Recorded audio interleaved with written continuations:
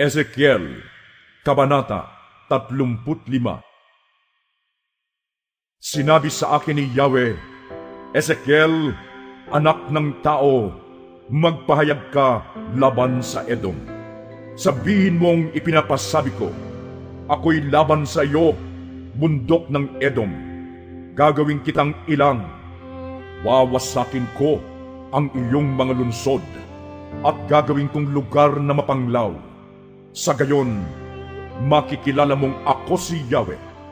Lagi mong nilulusob ang Israel at pinuksa mo ang kanyang mamamayan sa panahon ng pagpaparusa sa kanya. Dahil dito, akong si Yahweh, ang Diyos na buhay ay nagsasabi sa iyo na ikaw ay tiyak na mamamatay. Ikaw ay pumatay, kaya papatayin ka rin. Gagawin kong ilang ang iyong lupain, at sinumang maglakbay roon ay papatayin. Tatambakan ng bangkay ang iyong mga bundok, libis at mga bangin. Gagawin kitang lugar na mapanglaw, at ang iyong mga lunsod ay aalisan ko ng mga tao. Sa gayon, makikilala mong ako si Yahweh. Sinabi mong iyo ang Israel at Huda, bagamat alam mong ako ang Diyos nila. Dahil diyan, akong si Yahweh, ang buhay na Diyos, ang nagsasabi sa iyong tiyak na pagdurusahan mo ang iyong pagkagalit, pagkainggit at pagkapuot sa aking bayan. Gagawin ko sa iyo ang ginawa mo sa kanila.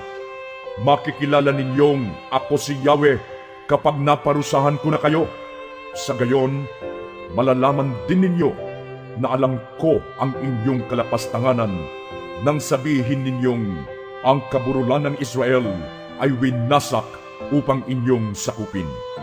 Kinalaban ninyo ko at pinagsalitaan ng kung ano-ano. Ito'y hindi lingid sa akin. Wawasakin kita ng lubusan at ito'y ikatutuwa ng buong mundo. Gagawin ko sa iyo ang ikinatuwa mong pagkawasak ng Israel na aking hinirang. Wawasakin kita, bundok ng Seir, at ito ang magiging wakas ng buong Edom. Sa gayon, makikilala ng lahat na ako si Yahweh.